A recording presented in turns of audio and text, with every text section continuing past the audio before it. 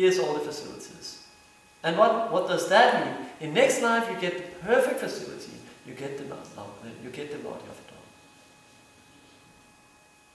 Yam yam bhapishmanam bhavam charyachante kalimanam tantam vivati kuntiya sadata bhava bhavta. That whatever state of being you remember at the time of death, that state you will attain without fail, as it says. And then it says, Antakali chamamima, smaran muktva kalimanam. Your piety is amadvam charyachante. That if you remember me, Antakali at the end of life, Antakali chamam eva, smaran. Then muktva, then you'll be free, and then you will come to me. So that's the goal of the human form of life. Actually, it's the goal of all forms of life. It's just in the animal species, and all that also means the two-legged animals, the one who have the greater consciousness. There it's very, very difficult to break free. Because it's simply too much like the gentleman. He was too much covered by that body and that consciousness. So he was so much covered that even though he was such a great devotee, he was a king, he was everybody was worshipping him as a king. Now he's in the body of an elephant. He has to act like that. Completely conditioned. So for most people in the human form of life, even though they're living like animals, so in that sense they're not really categorized according to the Vedas as humans. But even if they have the body of a human, or the consciousness of a lower species, still there's some hope there. Like Krishna says in Bhagavad Gita, Duminam Vyativan Yatata Sonohimata. Yatalvinam Toka Garabas, Tatata Vidam Avritam. Avritam means covered. So the living entities are covered by different degrees of lust. Like what? Like the fire is covered by smoke, yeah. Mirror covered by dust, and the embryo covered by the womb. Yeah. And what does it mean? The fire covered by smoke represents like the human form of life, where the Krishna consciousness can be a little bit perceived. Yeah. Prabhupada says even though there's smoke there, you can still see the fire. It might be covered, but still the fire is there, and it's usable. You can use the fire. It might be covered by all the smoke, but you can still use it. You can still put your pot there and you will boil some water. And then the mirror covered by dust, that represents animal species. And then the embryo covered by the womb, Prabhupada says is completely hopeless condition, represents the condition of plants. Yeah. So they're just captured in that body. No way out. They just wait. So they wait and they go through the suffering that kind of body entails.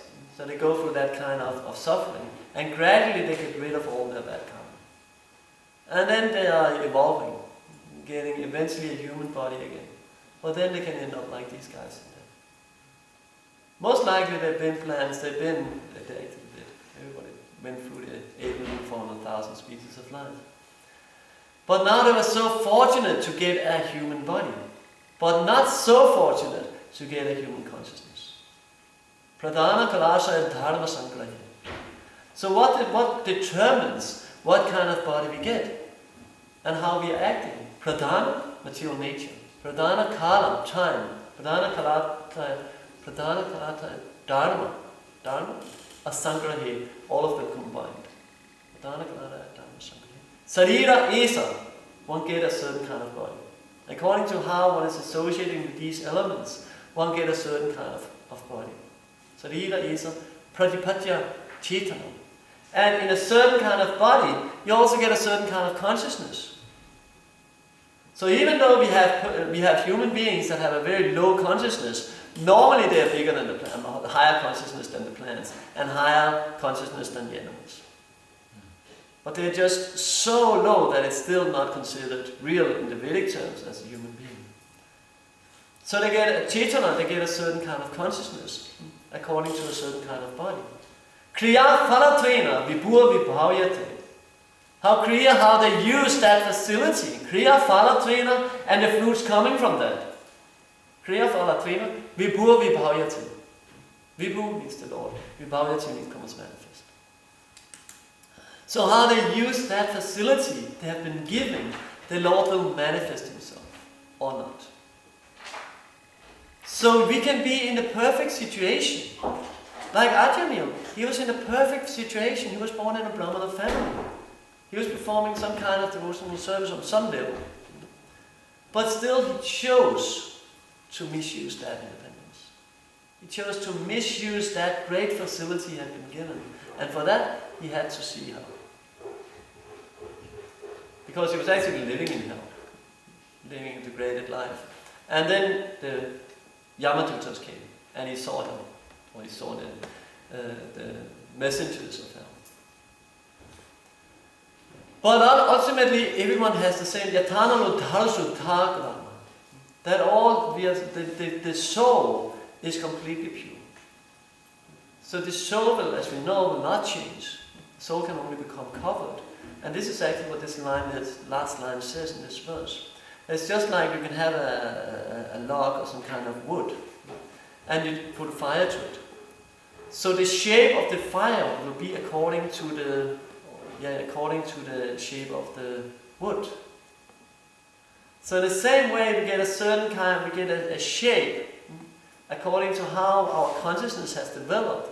We get some kind of wood or some kind of log or some kind of body corresponding to that.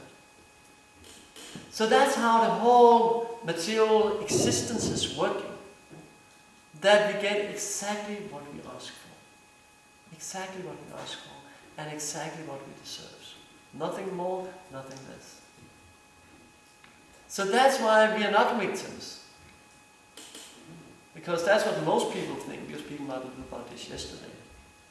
And most people think, I'm a victim of circumstances, or I had a bad upbringing, or this is the reason I'm suffering, or this is the reason you're suffering. No, the only reason you're suffering is yourself. Nothing else. The only reason you're suffering. And the positive side of that is you can turn it in a breath, in a heartbeat. You can turn it around by taking to devotional service. Yanikani chapapani, brahmahachani kanicha. Even brahmahachani, even killing a brahmana, just by walking around Tulsi Devi, can be counteracted, can be raised. If we do it with the right mentality. And that's really the whole difference. Even though Ajamil, he was not doing it with the right mentality. He was just calling out in desperation for his son. So that's not the right mentality. Krishna gave it in. So even though these guys in there living like dogs, they took prasadam, they heard the holy name. So somehow that seed is there in their heart. So now it's just a matter of time that it will hopefully manifest. Hopefully the seed will sprout and turn into a lata, bhakti lata bija. So that they actually take to devotional service. And that will in a heartbeat change their life. So that's the mercy of Lord Chaitanya Mahaprabhu. Even though they, and we for that reason, have been living sinful for millions of lifetimes. Krishna says, okay, now there's no more sin. There's no more need for any karmic reactions. There's no more need for any suffering for this person. Because now he turned. Now he asked my mercy. So I'll give it. So that is the mercy of Krishna Chaitanya. Giving it freely to anyone and everyone. And actually especially to the most fallen. So thank you very much. Any comments or questions?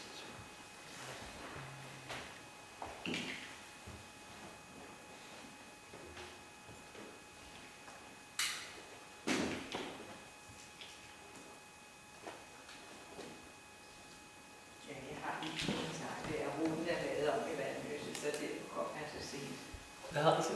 Ja. Jeg har en kommentar, fordi busruten er lavet op i vandløse, så det kommer jeg så se. Okay. Det er lidt kommentar, ja. Du snakkede om de mennesker, der fik Christianshavn. You talked about the people in Christianshavn which were very, very degraded. But I think it's very nice because when you're out on this vegetarian Saturday in Harinam, you get to see the same faces a lot. And these degraded people, they change quite a lot. You can see the change. Yeah. Just by a few times hearing the holy name and taking prasadam. It's like, there was the most extreme case, there was the guy yelling, "Oh, it's brainwash," almost crying like a couple of weeks ago. And now he came and took prasadam and still he's a little such a big difference. I remember we had one, because we used to do walking harinams much more than we do now. And there was one, every time we came, he was standing there selling, first he had selling hot dogs, one of these principal. And then he started selling flowers, but every time we came by, he would come out and scream and yell, "What are you doing, you brainwashed fools," or all kind of things, being very negative. And more or less, I don't know how long, but maybe half a year, and he was standing there clapping every time we came out. And first he was very antagonistic and very angry because we came, but afterwards he became very happy. So definitely, people see him, they are happy. Where do they get it from? Where do they get it from? They're living a simple life, they're like, where do they get it from? So that's the best preaching, we show them, this is the real life, right? Because you attain what you want, you become happy. You become peaceful, you become satisfied. No worries. Especially brahmachari, right? No worries. Only worry is, okay, where's my dhoti? Who took my gamsa? That's the worries in the brahmachari. Sure. So that's a little different in the grihastha-ashram, I was told. So, when people see this, they become, of course, attracted. But that's the power of prasadam. We hear about Narada Muni's previous life just by taking prasadam once and getting the association of devotees. And because he says there, because he was not frivolous, he was not naughty, and he was not into prajalpa and wasting time. So, for that reason, it manifested in my heart. So just by 3-month association of great personalities, he became the greatest devotee. Narada Muni calls him the transcendental spaceman. So he's the one we hear about in Bhagavatam, delivering all these most degraded people. Either we speak of Migari or Pratibharisha, all these personalities in different walks of life. Narada Muni is the one coming up here. This is the one. And then he does it with fantastic intelligence. Right? There's quite some difference in how he's preaching to Migari and how he's preaching to Pratibharisha. So that's also our teaching there is we should learn to use our intelligence and really live in such a way that Krishna inspires us. So whenever we speak to people, they become attracted. So whenever we say, here, take to this Krishna consciousness, how to say it to this kind of dog they're living in Christianshavn, or how to say it to a person we were on the home program yesterday in Strandvejen in Hellerup, or Klampenborg also. With all kind of very cultured people, you can say, or refined people. Actually, it's quite interesting. We had a kirtan, and my voice is like, I'm not singing, I'm screaming. So Line told afterwards that she was considering telling me to not sing so loud. But the result was that they're living in a house, and they're renting an apartment on top of a house. So they have first floor in the house. And the owners of the house came up, and they said, we enjoyed the kirtan so much. We were sitting there listening to the kirtan. So they came up, and they were sitting there and eating prasadam. So, all walks of life. So these people, they are now, because they are so fortunate that some devotees moved into their house in the most fancy area in Denmark. So all of a sudden, they are becoming devotees. By this so-called chance. Some people move into their house and all of a sudden their life changed. Yesterday they took prasadam, they heard the holy name, they appreciated the holy name, they were sitting talking with devotees, the child was completely fantastic. He said, I want to stay here. So again, that is a devotee, right? Whoever he's, what's he called? Mani something. Whoever he comes in contact with, he becomes like Chintamani stone. Whoever he comes in contact with, he transforms to some degree. So maybe it will not manifest in the same way in a person with a very, very low degraded consciousness, but a person who's a little living in a mode of goodness, they can very easily take to Krishna consciousness. But our duty is to give it to anyone and everyone, wherever we need. But we need to do it in such a way that from the state of life they are in, they can make progress from there. So that's why prasadam distribution is so fantastic, and Hainam for that reason. The whole vegetarian Saturday idea is so fantastic because nobody escapes. Right? If you happen to be in that area, you are doomed. You have you're caught, right? You're captured. You have no way out. You already started the process of Krishna consciousness. If you want it or not, you got it.